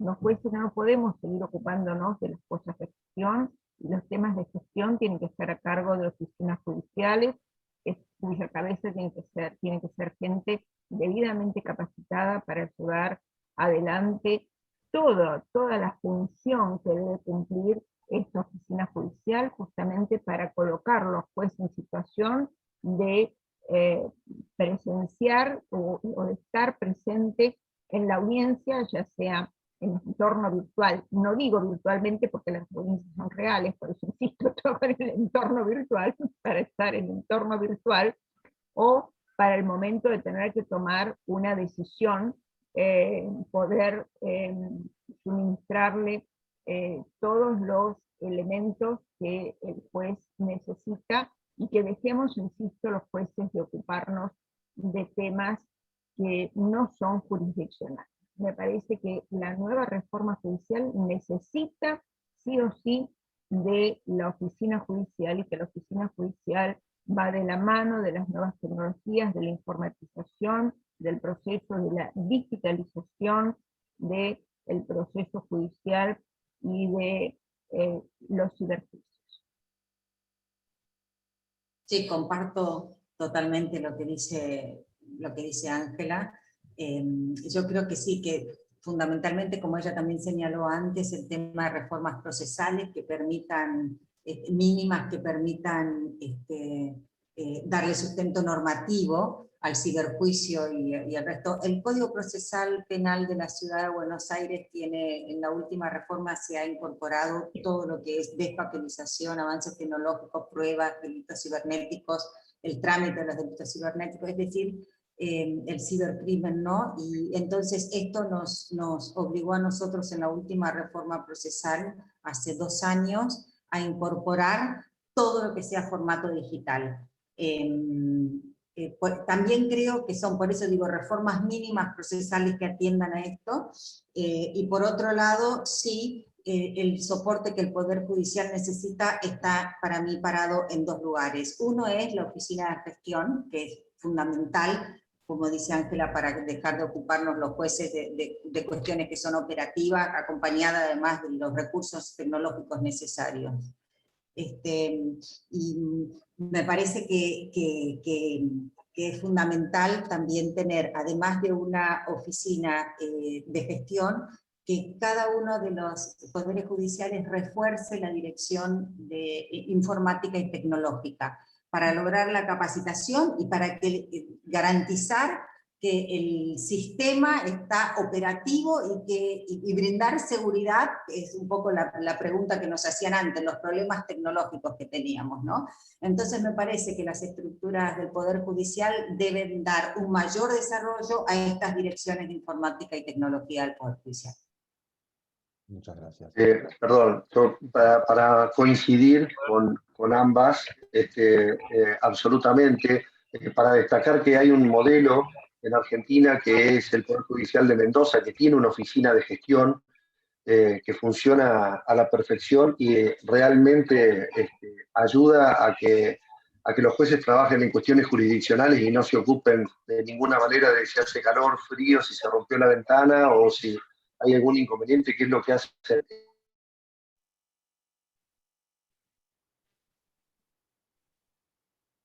los jueces habitualmente en Argentina, que permite también, esta pandemia nos ha llevado a que haya que replantearse en el futuro toda la política edilicia, haya que replantearse nuevamente la cuestión de la oficina judicial, cómo llevamos la oficina judicial, si vamos a una oficina de gestión asociada, si tienen que estar todos presentes, qué hacemos con el teletrabajo.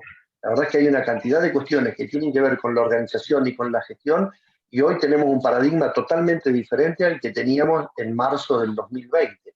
Hay que sentarnos a pensar esto, a analizar esto, porque eso va a ser posiblemente es lo que va a dar el resultado de efectividad que estamos buscando. Muchas gracias. Tenemos una última pregunta que dice lo siguiente, hay una breve introducción, dice, perdón por la introducción a la pregunta, pero es así aclararla.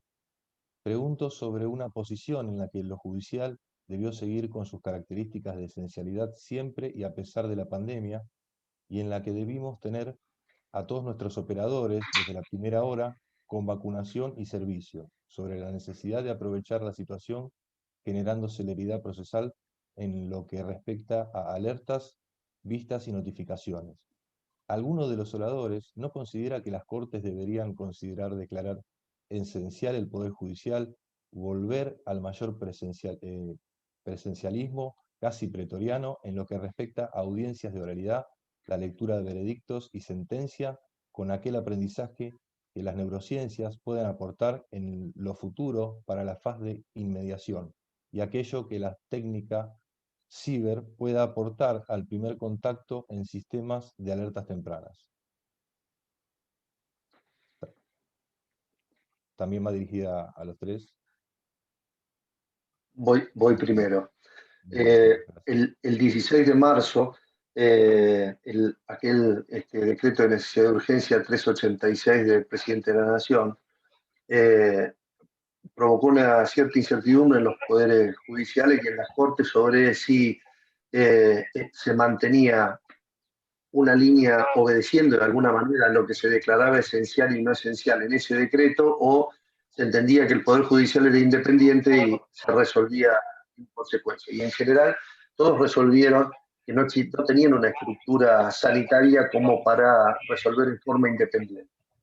De ahí para acá hemos tenido grandes problemas por no ser declarados esenciales, al menos los abogados que en muchos momentos de esta pandemia no hemos podido salir a la calle o hemos sido cuestionados o multados por salir a la calle a trabajar o a atender situaciones urgentes que, por supuesto, en algunos casos no nos resultaba fácil probar por cuestiones de secreto profesional o por cuestiones de inmediatez.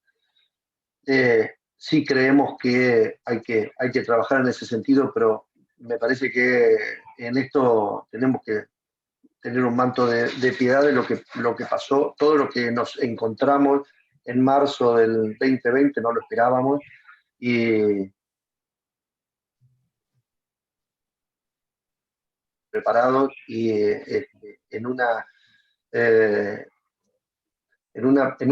plan de emergencia que, si ustedes comparan lo que está ocurriendo este año versus lo que ocurrió el año pasado, muestra que hay un gran crecimiento relacionado con prepararse para una situación adversa, tan adversa como fue. Gracias, doctor. No sé si la doctora Marcela Lange o Ángela Ledesma quieren agregar algo. Sí, un poco fue ya lo que veníamos señalando. A ver, el tema de que nos declararan o no como esenciales, en realidad no creo que haya influido mucho en la actitud que tomaron los poderes judiciales para continuar brindando el servicio de justicia. Es decir, como esenciales que somos y como servicio público que brindamos, creo que todos, en la medida de sus posibilidades tecnológicas, han dado una respuesta digna en la prestación de servicio de justicia, más allá que como señalaba Mateo, hay algunos poderes judiciales que tuvieron mucha mayor dificultad para ayornarse y responder, pero digamos, el hecho de que nos declarara esenciales no hubiera cambiado la actitud, ni hubiera podido la mera declaración de ser esenciales subsanar los problemas de recursos tecnológicos que hubiéramos tenido. Esto por un lado. La discusión de la presencialidad en los juicios, suscribo lo que decía Ángela, que le dedicó bastante tiempo a esto. Yo les conté, ¿no? El Tribunal Superior tiene audiencias que se pueden hacer de manera virtual o presencial. Esto es así. Pero sí, como señalé en mi exposición, reconozco que hay situaciones donde hay determinadas características de los conflictos que se están llevando a debate, donde se requiere la presencialidad. Esto, en la medida de lo posible, creo que cada uno de los jueces a cargo, o de los tribunales a cargo de llevar adelante estas audiencias, tienen la preparación suficiente, la responsabilidad y el compromiso con el caso que están decidiendo, como para ver si pueden hacerlo en forma virtual o requiere, por alguna característica especial, llevarse a cabo de forma presencial. Y en este caso lo que hacen es cumplir con los protocolos que tenemos, por suerte, en las distintas sedes judiciales del Poder Judicial de la ciudad. Tenemos salas que son aireadas, pero hay muchos lugares donde las salas no tienen una sola ventana. Entonces tampoco es un tema de posibilidad o de decisión individual del tribunal, del juez o esto, sino en la medida en que los recursos y las posibilidades de infraestructura edilicia también lo permitan. Así que, bueno, esa es mi respuesta. Sí, yo coincido con Marcela, también con Mateo. En realidad lo importante aquí es que la justicia no paró. Yo puedo dar fe de lo que pasó el año pasado y de lo que está pasando ahora en mi tribunal, y de toda la evolución que he seguido de esta cuestión en todos los tribunales orales federales de todo el país, porque al ejercer la presidencia durante el año 2020, tenía todos los reclamos y todos los pedidos, por ejemplo, para acelerar los juicios de lesa humanidad.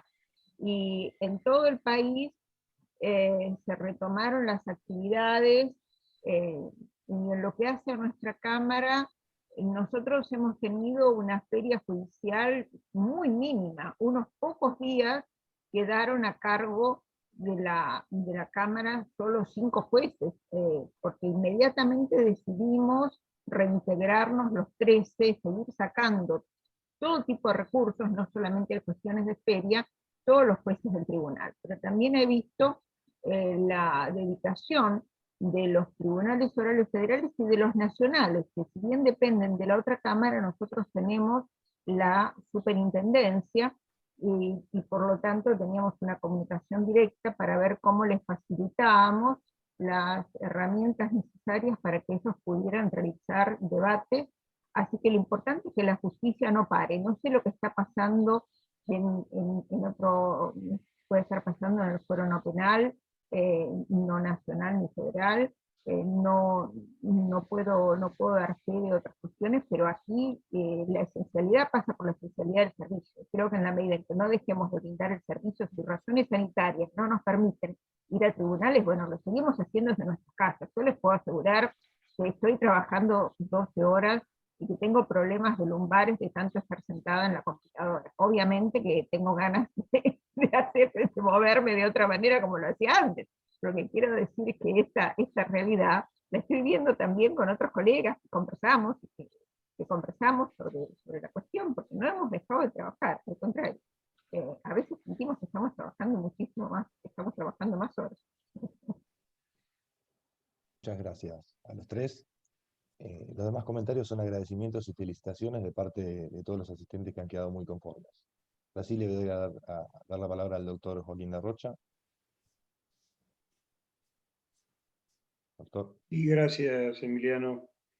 Bueno, la verdad que estoy sumamente contento por haber convocado desde la Fundación esta reunión, porque ha excedido los resultados que yo me había imaginado.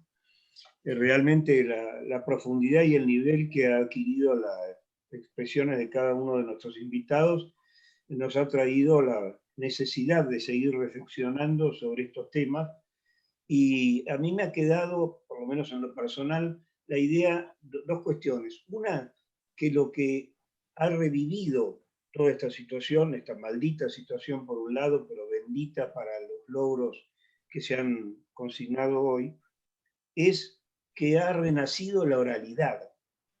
Está bien, una oralidad, como dijo muy bien Ángela, que hay que investigar si cumple con todos los requisitos del juicio oral y de las actividades orales, pero realmente llegar a esto, y si fuera posible trasladarlo a los otros fueros no penales, donde la experiencia es muy corta o ninguna, tanto en lo provincial como en el orden nacional, sería muy bueno que pudiéramos ir adquiriendo esos beneficios de la oralidad, que es la verdadera justicia, la justicia que está al lado del problema, que se enfrenta cara a cara o imagen a imagen, diría en el caso de los juicios, y que los problemas se irán resolviendo.